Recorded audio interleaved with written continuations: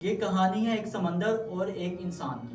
کالے پانی سے بکھرا ہوا سمندر، جو نہ جانے کتنے انسانوں کی جانیں اپنے اندر سمو چکا ہے۔ سمندر شروع سے ہی انسانی جانوں کا دشمن رہا ہے، لیکن اس دفعہ کچھ انہونا ہوا جو تاریخ میں پہلے کبھی نہ ہوا تھا۔ یہ دن تھا 26 مئی 2013 کا، جب اٹلانٹک اوشن میں نائجیریا کا ایک آئل ٹینکر نکلا۔ اٹلانٹک اوشن میں نائجیرین سائٹ پر آئل ریزرو موجود ہیں، جہاں پر ڈرلنگ سسٹمز کام کر رہے ہیں۔ آئل ٹینکر اور ٹگ بوٹس کا یہ ایک عام سفر تھا جو روٹین میں کیا جاتا تھا، لیکن کون جانتا تھا آگے کیا ہونے والا ہے۔ سفر شروع ہوا 26 مئی 2013 کو صبح 4 بجے۔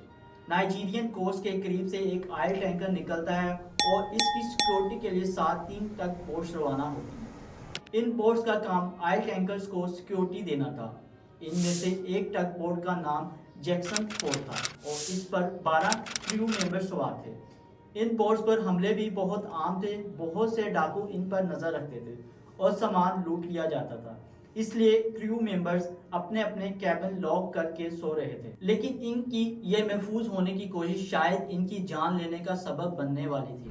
صبح 4:15 کے قریب ایک نائجیرین ممبر جس کا نام اوکین ہیریسن تھا، وہ اپنے کیبن سے نکلتا ہے اور واش روم کی طرف جاتا ہے۔ یہ شروعات تھی ایک حیران کن سروائیول کی۔ باہر شدید طوفانی بارش شروع ہے، سمندر اگلا شکار نگلنے کو تیار ہے۔ ایک بپھری ہوئی لہر آتی ہے اور وہ جیکسن 4 کو الٹ دیتی ہے۔ واش روم میں بیٹھا ہیریسن ٹوائلٹ سے گر کر چھت سے جا لگتا ہے اور اسے کچھ سمجھ نہیں آتا کیا ہوا ہے۔ سوئے ہوئے ممبرز اچانک لگنے والے جھٹکے سے اٹھتے ہیں۔ وہ خود کو باہر نکالنے کی کوشش کرتے ہیں، لیکن تب بہت دیر ہو چکی ہوتی ہے۔ وہ کوشش کے باوجود کیبن کا لاک کھولنے میں ناکام رہتے ہیں۔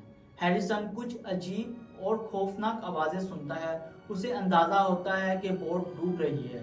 وہ آہستہ سے اٹھتا ہے اور دیواروں کا سہارا لیتے ہوئے واش روم کے دروازے تک پہنچتا ہے اور دروازہ کھولنے کی کوشش کرتا ہے، لیکن کھول نہیں پاتا۔ تھوڑی دیر میں بوٹ کے اندر داخل ہونے والے پانی کے پریشر سے دروازہ خود بخود کھل جاتا ہے۔ یہ پانی ہیریسن کو بہا کر نسبتاً چھوٹے واش روم میں لے جاتا ہے۔ قسمت دیکھیے ناظرین، اس واش روم میں ایک سائڈ پر ایئر پاکٹ بن جاتا ہے جہاں پانی نہیں پہنچ سکتا۔ بوٹ سمندر میں 100 فٹ گہرے کالے پانی میں ڈوب چکا ہے۔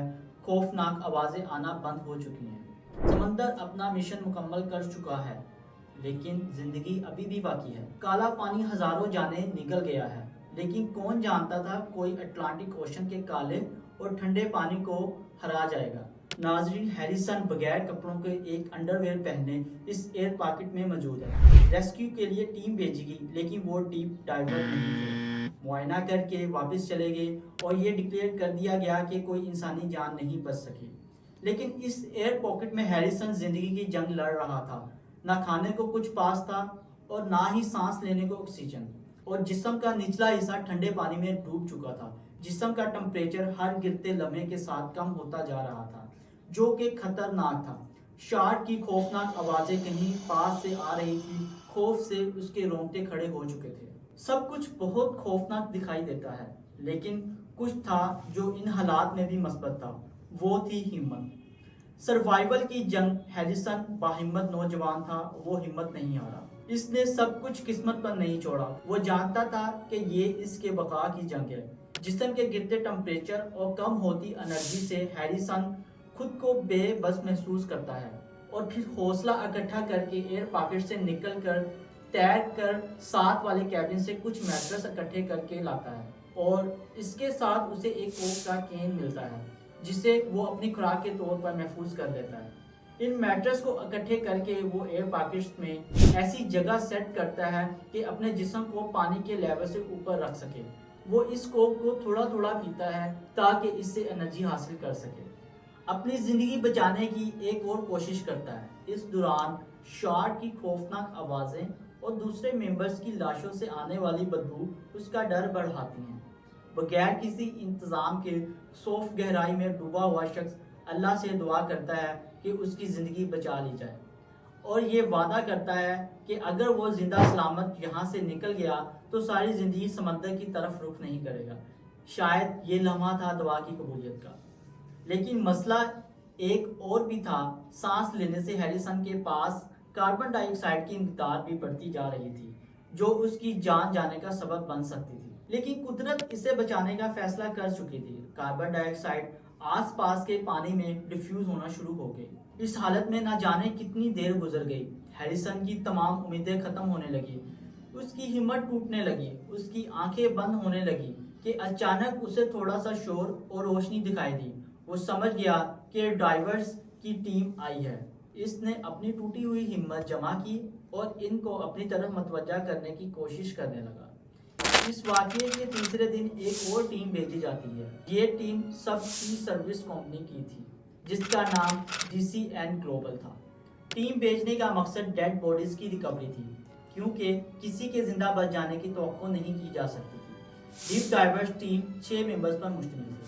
ہیریسن اپنی ساری ہمت جمع کر کے اس جانب پہنچا جہاں سے اسے ایک ڈائیور کی ہیلپ کی روشنی نظر آ رہی تھی۔ ڈائیورز اس سے پہلے 4 ڈیڈ باڈیز نکال چکے تھے۔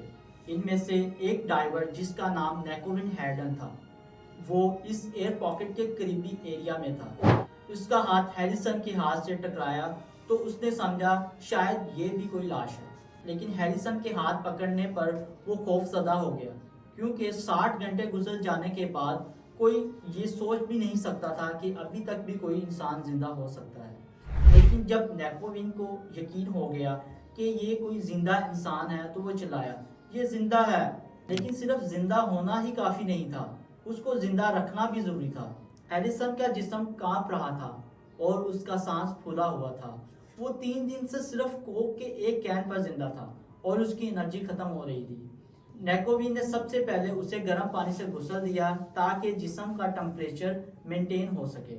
چھوٹی سی ایئر پاکٹ نے جہاں اسے بچایا، وہیں اس کے جسم کے اندر بہت سی نائٹروجن داخل ہو چکی تھی۔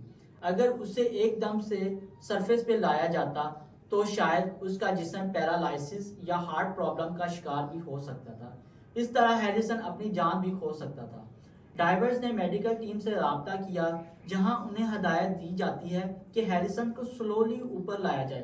29 مئی کی صبح سرفیس پر آتے ہی اسے ڈی کمپریشن چیمبر میں شفٹ کر دیا گیا تاکہ اس کا پریشر ہوا کے پریشر کے برابر ہو سکے اور اضافی نائٹروجن نکالی جا سکے۔